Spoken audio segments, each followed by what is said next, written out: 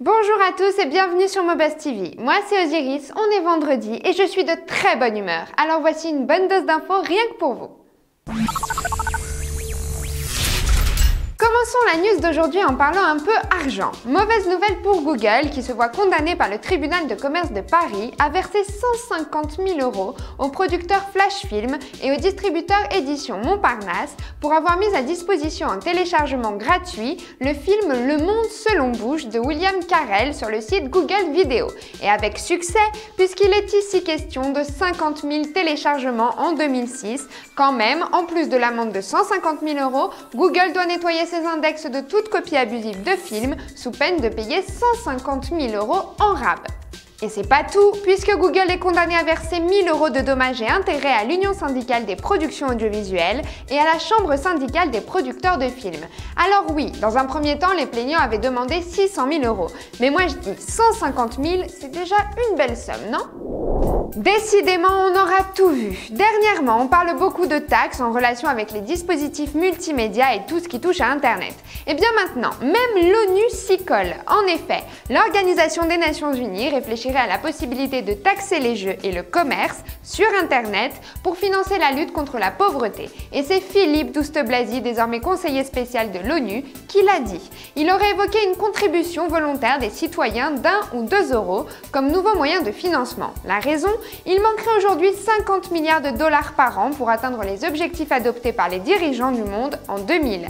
Donc en gros, l'idée est de créer une démarche citoyenne mondiale visant une mondialisation plus solidaire. Et forcément, les geeks ne pouvaient pas y couper.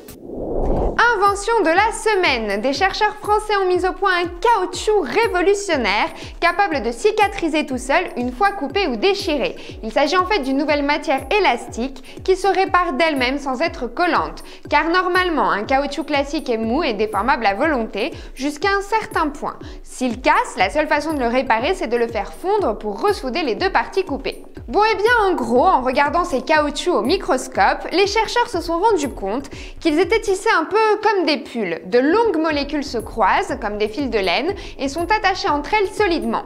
Et bien les chercheurs du CNRS se sont rendus compte que si des fils plus courts étaient utilisés et attachés moins fort entre eux, le caoutchouc restait tout aussi souple mais plus facilement réparable.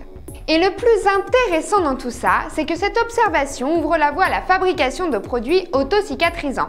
Imaginez des tissus pour vêtements dont les trous se reboucheraient eux-mêmes, des semelles de chaussures indéformables ou même des jouets cassés se remettant en état tout seul. Cool, non ? Décidément, cette semaine, pas mal de regards sont portés sur l'univers et l'espace. La preuve, les astronautes pourront même se téléphoner ou appeler la Terre avec un simple portable quand ils retourneront sur la Lune. En effet, la NASA travaille au déploiement d'un réseau de téléphonie cellulaire sur la Lune. Le système permettra aux astronautes de se téléphoner entre eux, d'appeler la base lunaire ou de joindre la Terre, et le réseau devrait être opérationnel d'ici 2020 lors de la construction de la base permanente de la NASA sur la Lune. La couverture sera assurée par des satellites et la technologie utilisée sera semblable à celle utilisée par la Terre dans les années 90 et tout ça se fera en collaboration avec le British National Space Center chargé de fabriquer les satellites nécessaires. Et dire qu'il n'y a pas si longtemps que ça, on m'avait même pas de réseau dès qu'on se perdait un peu dans la campagne. Et puis moi je dis, niveau forfait, ça va douiller.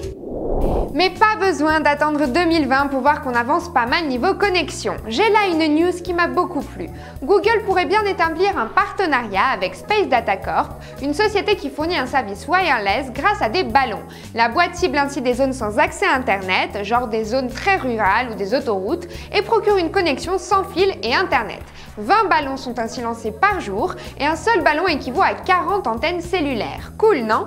J'aime espérer que ce système se généralisera et que le jour où je pourrai me connecter à Internet dans le bus depuis mon iPod Touch et sans avoir recours à un abonnement est proche. Vous en dites quoi?